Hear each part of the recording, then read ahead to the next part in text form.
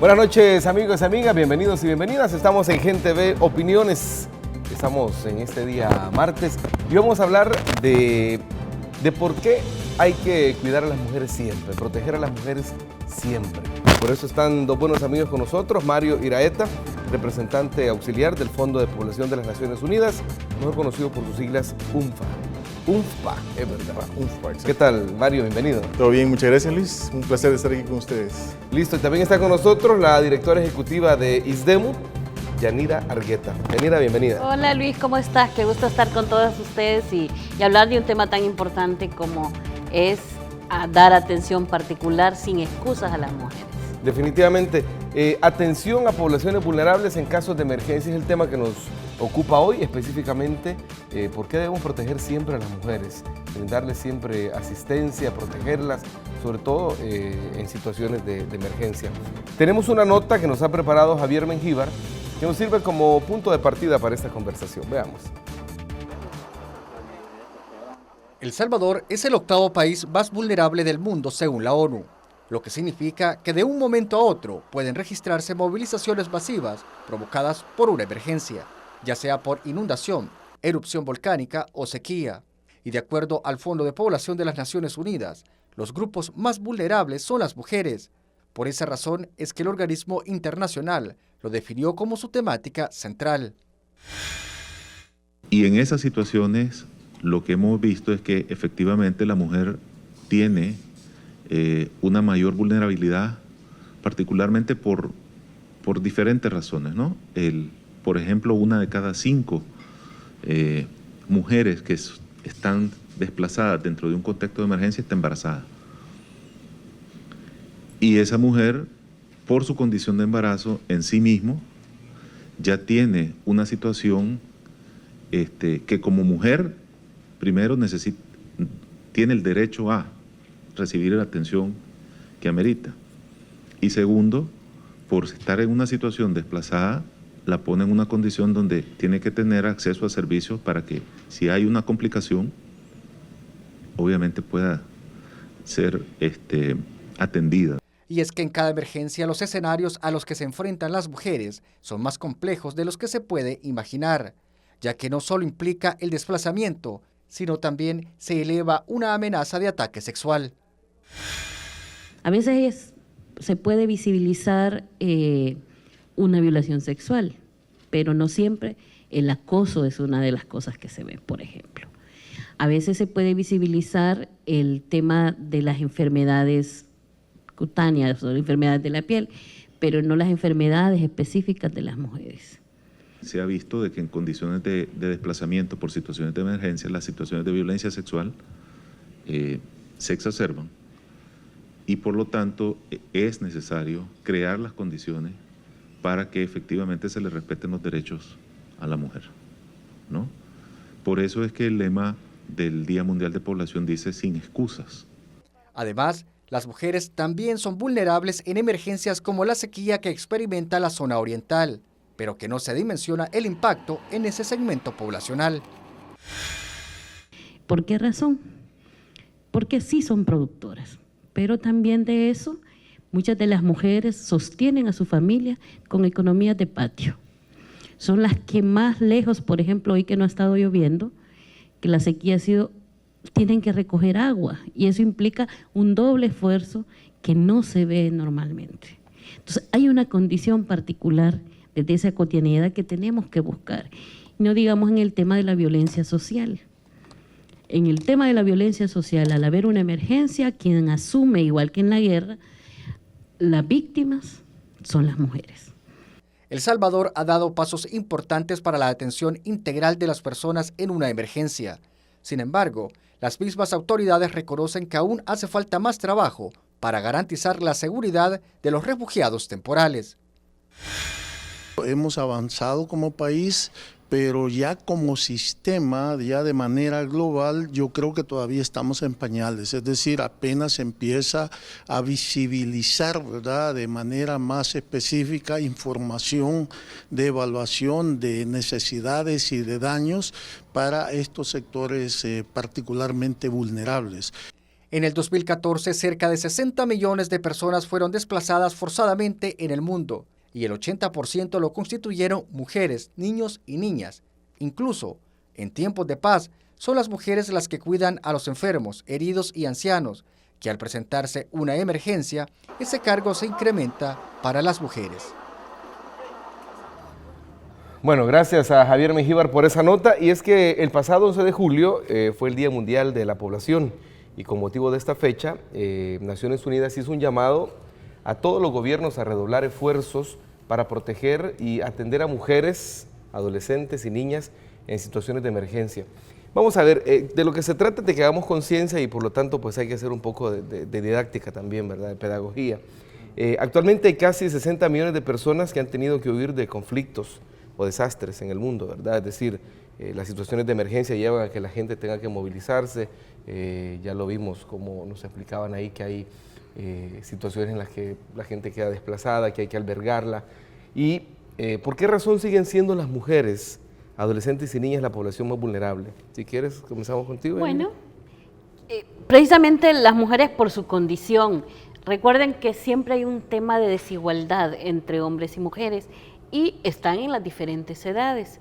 Y las mujeres en la condición de una crisis humanitaria o en este caso, por ejemplo, el volcán Chaparrastique, ¿verdad? La condición para poner ejemplos tan críticos como eso, las mujeres, por ejemplo, que van a cortar café o que estaban cortando café, a diferencia de los hombres, llevaban a sus niños más pequeños. Entonces, la condición de poder resguardarse es más crítica para ellas.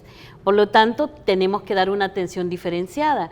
O, en algunos casos, por ejemplo, las mujeres que están en estado de embarazo, ¿verdad?, tienen que tener una condición particular de atención. Pero también en este tema de la condición de la mujer también tenemos que ver la violencia.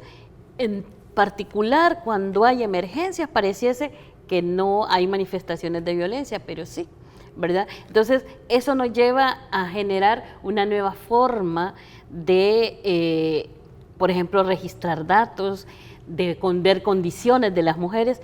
Quizás es importante que aquí en el país, como decía el director de Protección Civil, sí es cierto que no hemos avanzado en globalidad, pero hemos iniciado un proceso importante, porque llegar a lo que hemos llegado ha pasado no solo por que la ley exista y donde haga la demanda, ¿verdad?, la ley especial y la ley de igualdad, sino porque los funcionarias y los funcionarios asuman esa responsabilidad. Y con las mujeres es, no, les vamos a poner a hacer algo.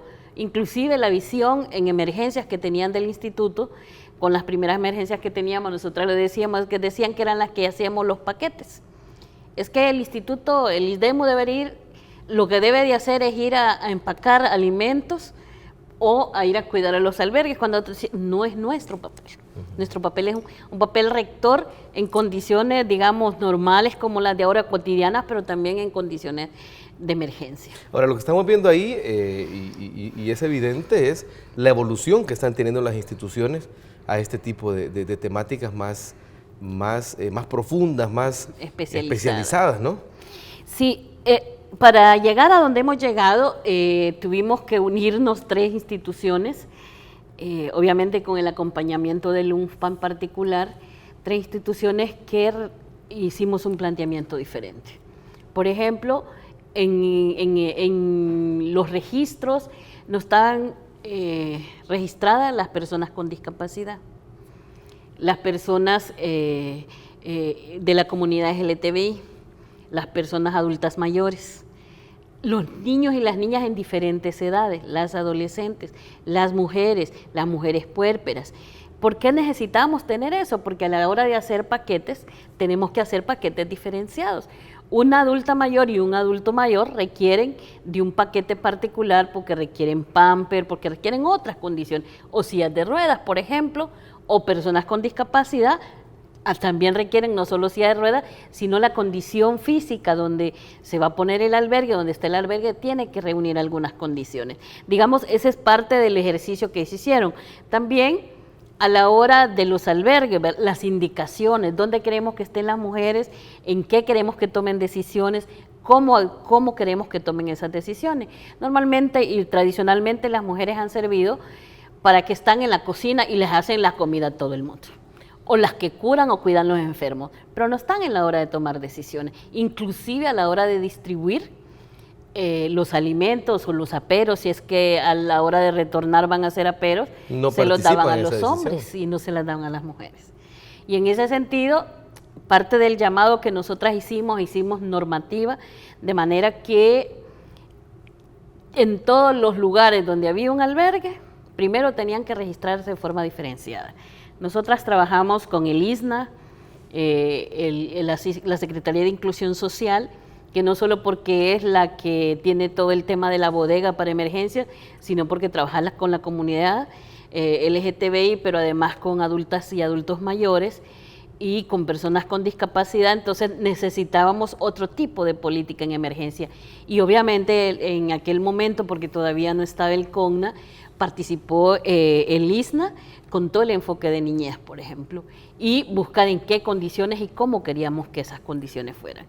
Inclusive hicimos más de 3.000 paquetes de señalización, de advertir qué es lo que queríamos, cómo queríamos que se trataran a las mujeres y a las personas de la comunidad LGTBI. O sea, habían herramientas o a las adultas mayores que permitieran hacer una nueva visión de cómo atender las emergencias. Claro, en plena emergencia era un aprendizaje, pero un aprendizaje que requería, ese momento era importante para que el país trascendiera, no de inmediato, pero sí en el proceso del conocimiento y de la sensibilización. De tal suerte que en otra emergencia, en otra situación que suceda, pues ya hay algunas herramientas, sí. Y poco a poco hemos ido trabajando. Recientemente nosotras hemos estado a nivel nacional, junto con Protección Civil, haciendo un proceso de capacitación de cómo poner la perspectiva de género, y hemos hecho en todo a lo largo y ancho del país, hemos trabajado eso, y en esto quiero ser muy clara,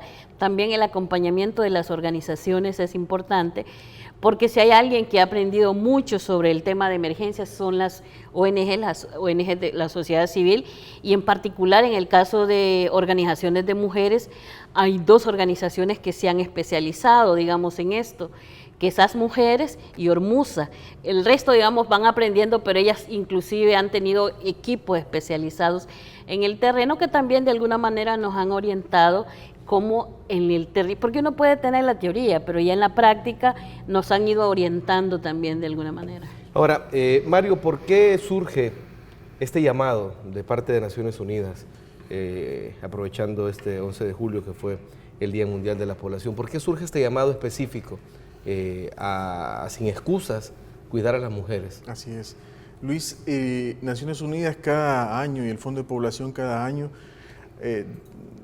determina un tema en particular sobre el cual se va a hablar, y este año fue las poblaciones vulnerables en emergencia y particularmente mujeres adolescentes, porque haciendo un recuento y lo que usted decía al principio, 60 millones de personas desplazadas por conflictos o por temas de emergencias en los países, y en esos escenarios las mujeres tienden a ser más vulnerables, porque cargan con todo el rol que tradicionalmente las culturas machistas les asignan y no les desprenden en el tema de la emergencia. Por lo tanto, tienen una doble carga, ¿verdad?, en relación a la emergencia. Ya lo ponía muy bien los casos Yanira. Y por lo tanto, el Fondo de Población se plantea la necesidad de poner en la agenda de los países a discusión justamente qué vamos a hacer o qué estamos haciendo como países para dar pasos en pro de garantizar la seguridad, en pro de garantizar el ejercicio de los derechos de las mujeres, de las niñas, de las personas con discapacidad, de las personas adultas mayores, etcétera, en las circunstancias de emergencia, justamente porque hemos hecho también análisis en relación a cuando se plantean las soluciones de emergencia. No necesariamente son acciones en un solo paquete, como le dice Yanira, sino que es necesario hacer consideraciones especiales para las diferentes edades, para las diferentes condiciones en las que las personas viven, y por lo tanto es necesario que estas poblaciones en mayor vulnerabilidad estén consideradas de forma especial a la hora tanto de prevenir como de intervenir en las emergencias. ¿Qué pasa si no se hace eso? Digamos, ¿qué es lo que ha venido sucediendo? Pues hay muchos riesgos, hay muchos riesgos de que sucedan, por ejemplo, el tema de abusos sexuales, el tema de acoso sexual en estos escenarios de albergues, por ejemplo, cuando se alberga y no se toma en consideración la separación de espacios seguros, tanto para mujeres, para niñas, para adolescentes, para niños también. Se propicia mucho espacios para que haya un abuso de poder y en caso de abusos sexuales también. Entonces, por ejemplo, esos casos se dan. Otros casos también es que se reducen las oportunidades de las mujeres, digamos, para desarrollar sus plenos potenciales, para cuidar de sí mismas, de su salud. Por ejemplo, las mujeres, y lo decía Yanira, tienden a asignarle el rol de cuidar a los enfermos, pero ellas mismas no reciben una atención, por ejemplo, a nivel emocional, por el impacto que han sufrido sus familias. Y muchas veces están con pérdida de familiares a causa de las situaciones o las circunstancias de emergencia que tienen, pero no se ven como sujetas de ese derecho de recibir esa atención especializada o esa atención particular para las condiciones que atraviesan. Y claro, lo que puede pasar es que diciéndolo en buen salvadoreño, como uno se supone que está enfocado en atender la emergencia y en que todos tengan comida y en que todos tengan, dejamos de lado cosas que son muy particulares, en este caso de las mujeres, ¿no es cierto? Sí, totalmente cierto. Y la verdad es que nos hace falta conocer esa vivencia, pero además esa cotidianidad. Yo voy a poner ejemplos. Por ejemplo, en la tormenta 12E, quien conocía el paso del río donde era menos hondo eran las mujeres. ¿Por qué razón? Porque las mujeres cuando se trasladaban con sus hijos siempre iban por el lado más pachito, como le dicen ellas, y la geografía de ese río, digámoslo de alguna manera, esa cuenca, las conocían las mujeres, no la conocían los hombres, porque los hombres se tiran en el lugar porque nunca están acompañados. Quien conocía a la vecina, quien sabía, quien faltaba en esa comunidad eran las mujeres, porque eran las que estaban cotidianamente conviviendo. Inclusive si había una adulta mayor o un adulto mayor que no tenía nadie por él, es la única que sabe. Entonces normalmente le preguntan al líder de la DESCO, al hombre o al jefe de la cooperativa, al coordinador de la cooperativa, pero no a las mujeres. Y entonces al final de cuentas, quien conoce más esa realidad en realidad son las mujeres. O saben quién está enfermo.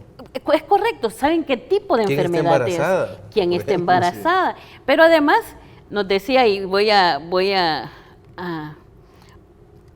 frasear una anécdota de una mujer en desplazamiento en la tormenta 12E, me decía, mire Yanira, ese muchacho que usted ve ahí, ese muchacho es pícaro. Así me decía, ese muchacho es pícaro. Y le digo, ¿por qué? Vieras cómo acosa a las muchachas, hay que dejarlo un poquito de lado. Entonces, hasta en esa parte, por ejemplo, porque decíamos, bueno, ¿quién hacía, si habían abuso sexual? Si ustedes recuerdan en los medios, decían, había violación sexual, pero nadie identificaba el acoso. Claro. Pero quien tenía, digamos, esa imagen de ese territorio y lo que estaban viviendo eran las mujeres. Inclusive, en una de las comunidades de aquí por Panchimalco que fuimos a visitar, decía la señora, miren, a ese señor no le vayan a dar nada con azúcar porque es diabético. ¿Verdad? O esa señora se le quebró el pie, ella no va a poder caminar. O sea, había una lógica de comunidad, por lo tanto también tienen que tomar decisiones.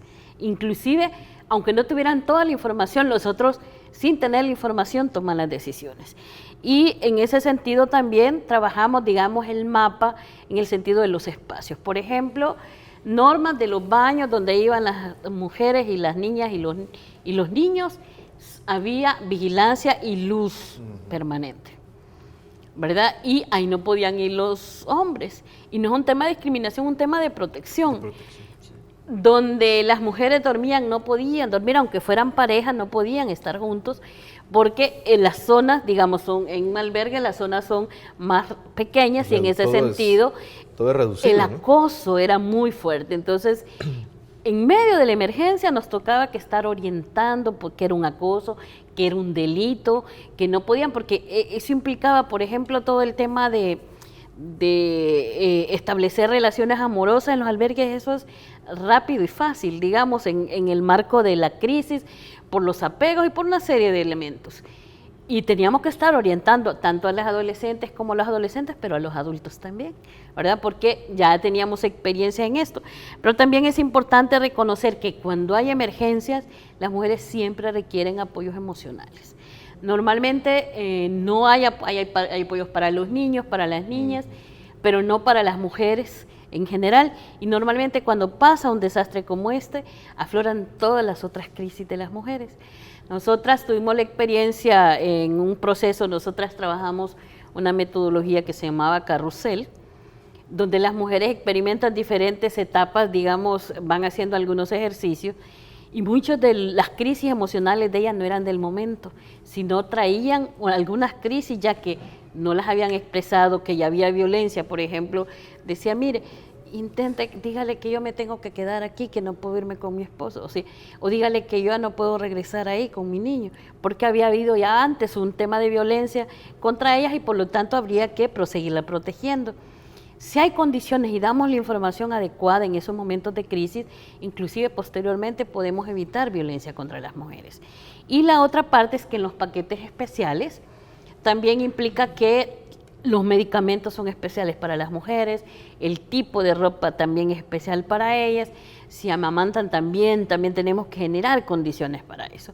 Entonces, toda esa cantidad de recursos y elementos, para nosotras era fundamental que no solo lo conociéramos nosotras, sino dar los lineamientos para que todo el sistema de protección civil actuara sobre esto.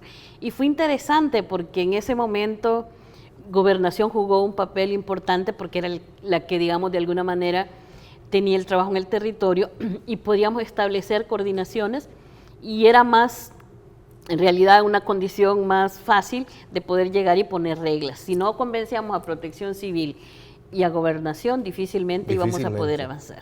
Entonces es complejo porque la única manera de aprender, y lo vimos, es dentro de la acción, digamos, porque ahí es donde uno fue experimentando. Nosotras teníamos ya un plan hecho, pero fue experimentando porque no tenemos los albergues más adecuados, porque los espacios cuando se hacen, por ejemplo, las letrinas de emergencia, no se piensan en esas cosas, porque cuando donde ponemos los baños o para hacerse el aseo personal, lo ponemos en público o hacemos uno solo. Entonces todos esos elementos en la práctica se iban y de repente nos decían, es que vamos a gastar mucho. Pero nos decíamos, pero es una norma, hay que hacerlo. Y facilitando la coordinación entre las organizaciones, entre las instituciones, perdón. Yanira mencionaba algo muy interesante sobre la coordinación que ha habido, porque entre, por ejemplo, Protección Civil, Ministerio de Salud, las instituciones de seguridad, ese es un elemento muy importante y allí ISDEMU juega un rol muy fundamental a la hora de pretender o de intentar o de poner en sus planes la transversalización de los temas que tienen que ver con la equidad en la generación de equidad de derechos de la mujer y hombre por igual en estas circunstancias de emergencia.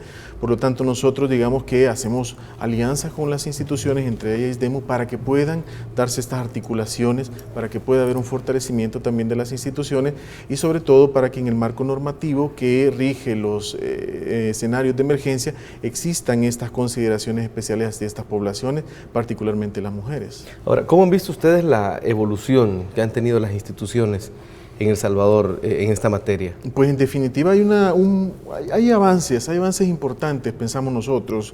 Por ejemplo, el Ministerio de Salud ya considera dentro de sus paquetes, dentro de sus programas, la atención a mujeres embarazadas en las circunstancias de emergencia, por ejemplo, y hay considerado ya dentro de sus programas un paquete inicial mínimo de servicios para las poblaciones.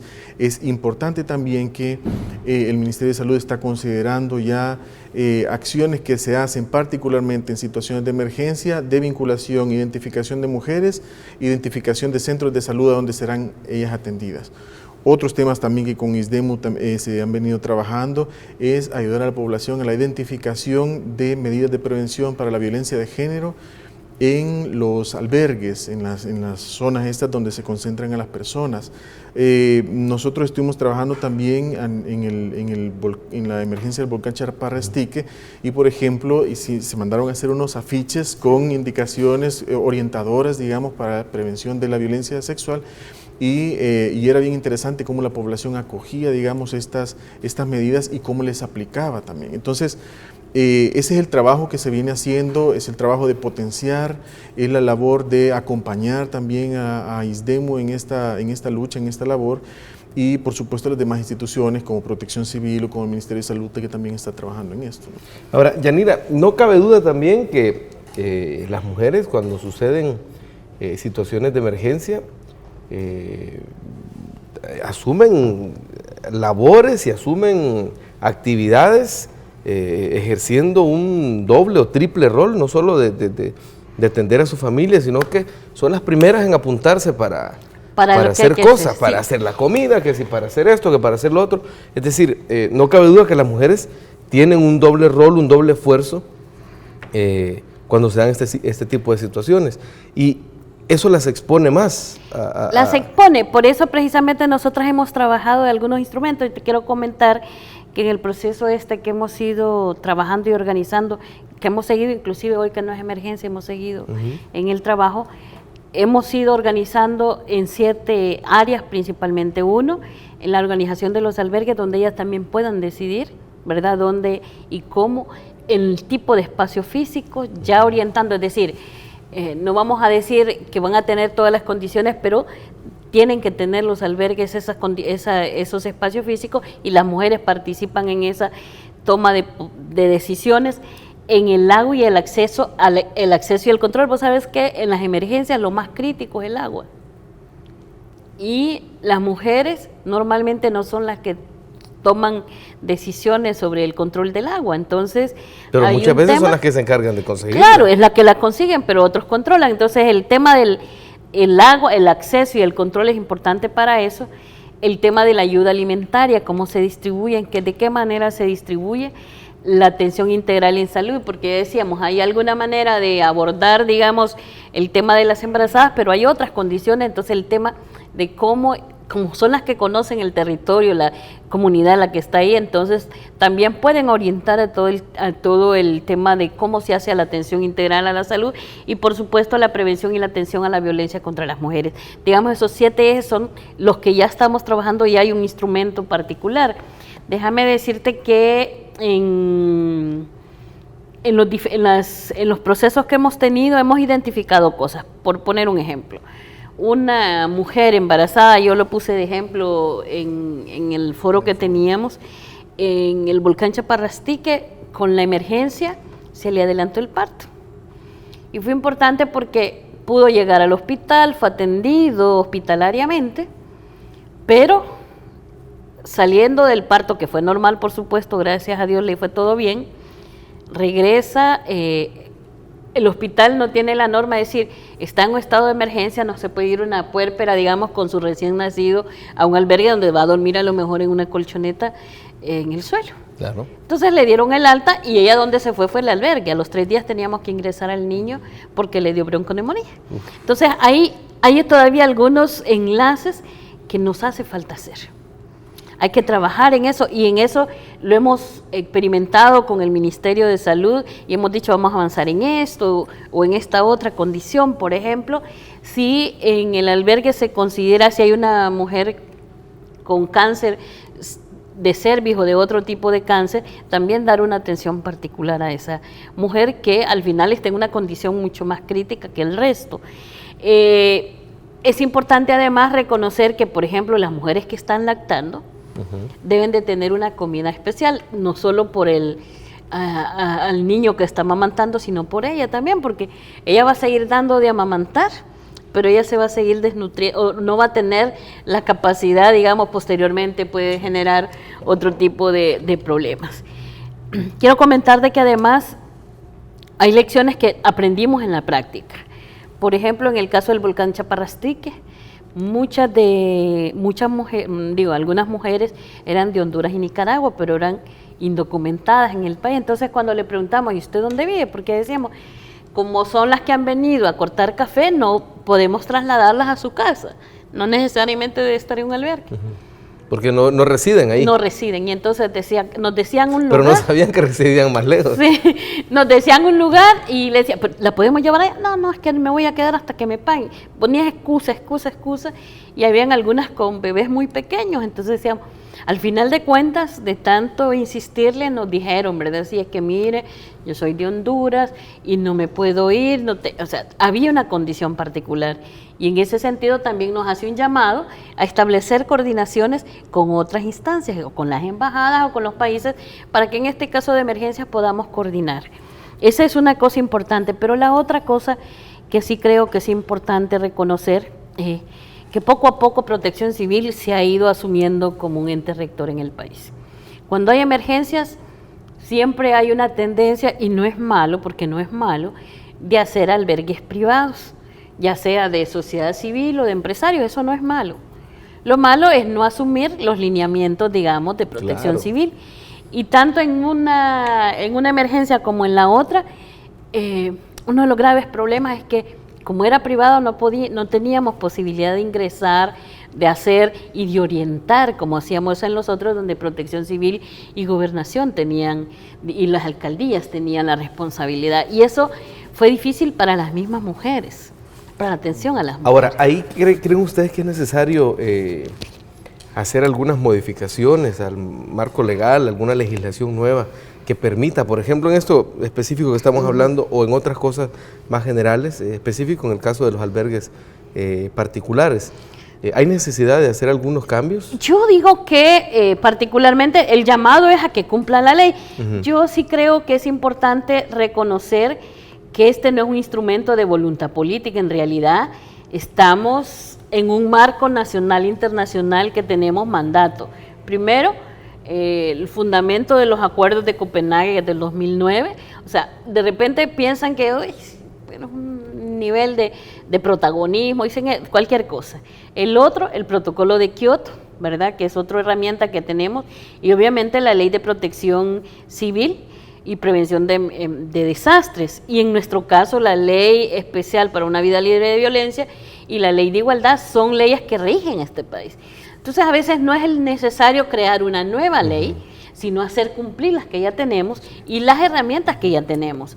Y que es importante plantear aquí que hemos estado trabajando, digamos, nos falta bastante porque sí, como dice Mario, hemos estado aprendiendo en conjunto en esto. Nosotras hemos trabajado con los estándares internacionales como EFERA, hemos iniciado con herramientas Acción Sin Daño, que tiene que ver cómo participa la sociedad, inclusive los afectados para hacer la Contraloría Social. Hay un proceso en esto que nos dan organización de albergues, ayuda alimentaria, o sea, nos dan todas las herramientas y los elementos que no, o sea, no es un tema de tengo voluntad política, lo quiero hacer como yo digo, sino como ya tenemos todo el marco de estándares nacionales e internacionales.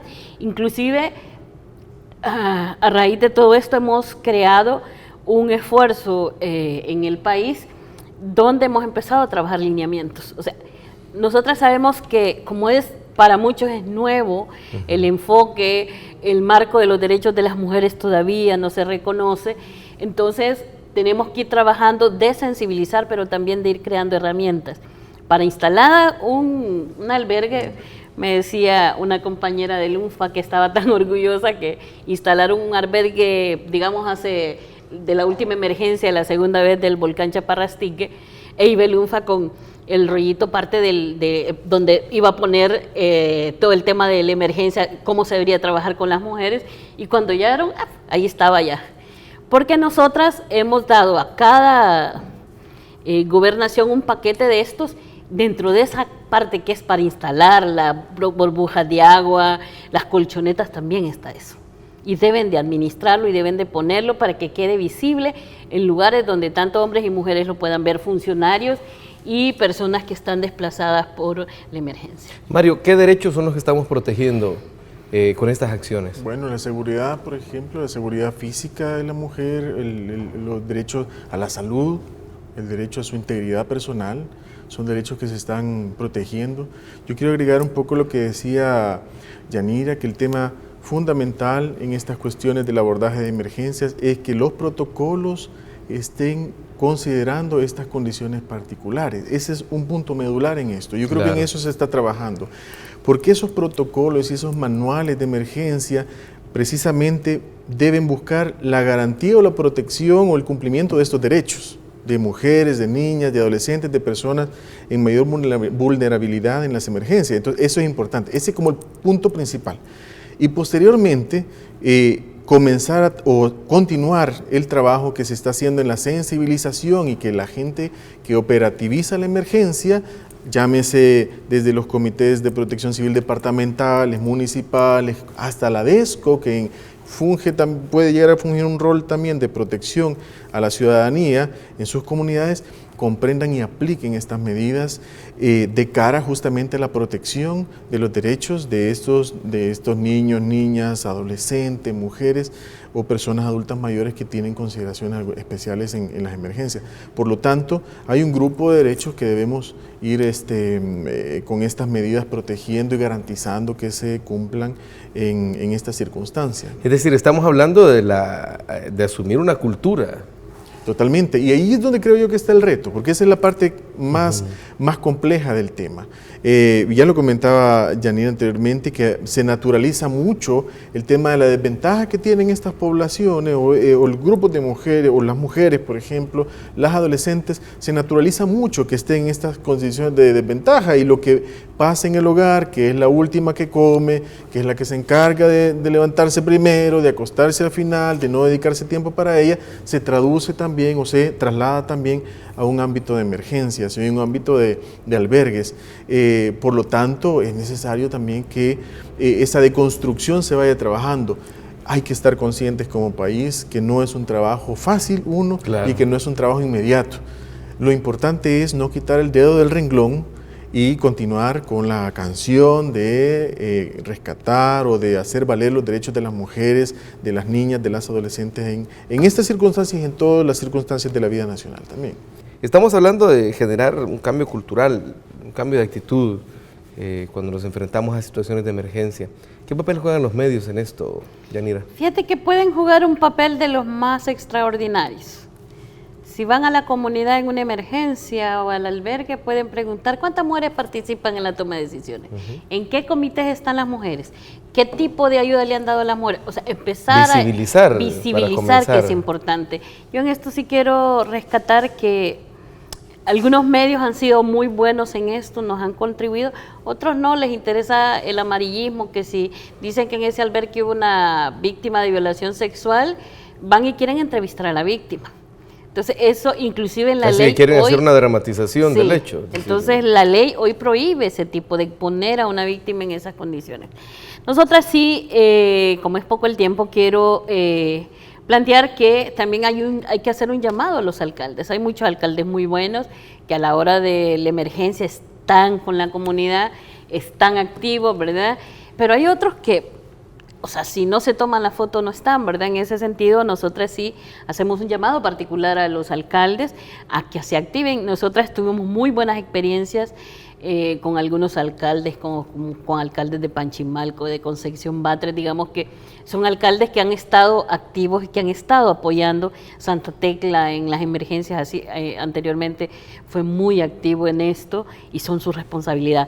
Pero además un llamado también porque normalmente decimos la emergencia la vemos hasta que ya esté el hecho. Previo a eso ni nos preparamos, no solo las instituciones en sensibilizar, sino la población. En esto es importante que la población también se prepare, que si les convocan para ser parte del Comité de Protección Civil o si les convocan para capacitarse, asistan. Hagan esos núcleos, porque cuando hay una emergencia hay que responder a la comunidad. Es una responsabilidad de todos y es fundamental. Sobre todo tomando en cuenta que nuestro país está entre los primeros lugares de vulnerabilidad. De vulnerabilidad. De riesgo, ¿no? Y además que hay diferentes tipos de vulnerabilidad, que eso es otra cosa. La sequía es una vulnerabilidad. ¿Cómo estamos viendo a las mujeres en la emergencia de la sequía? ¿Dónde la estamos visibilizando para eso? Entonces, inclusive a la hora de hacer las políticas públicas, o inclusive cuando la cooperación, porque aquí pasa mucho, que la cooperación da financiamientos muy buenos para esto, pero se les olvida la perspectiva de género. Las mujeres no existen en la emergencia. ¿Cómo las vamos a visibilizar?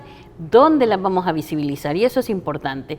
Inclusive las instancias, tanto educación como salud, hay que acompañarles en en trabajar con el enfoque adecuado. O sea, la salud mental no es la salud mental para todos, tiene que ser en particular para unas. Ahora, me gustaría que reiteráramos ese llamado que ha hecho UNFPA y por qué, para que la gente pueda tener claro de qué es lo que nos ha convocado este día aquí en este foro. Más de la mitad de la población, Luis, son mujeres en El Salvador. Entonces es importante que la población logre comprender la importancia de cuidar la vida de las mujeres, la importancia de cuidar la integridad de una mujer, porque definitivamente son el motor que mueve la sociedad, no solamente en términos de las dinámicas familiares, sino también en las dinámicas económicas. Si nosotros hiciéramos el dato, y creo que algún estudio se ha hecho al respecto de cuánto costaría si se pagara por todo el rol que hacen las mujeres en las familias, eso tiene un valor incalculable, un valor altísimo en una, y sobre todo porque generalmente le ponen el corazón y eso no tiene precio. Y que lo hace mejor. Sí. Pero aparte de esa cuestión también, creemos que como seres humanos tienen los mismos derechos de estar protegidas, de gozar de una vida con toda su plenitud y con todo su potencial de desarrollo. Por lo tanto, es importante que la sociedad sepa que este trabajo también no solamente es del gobierno,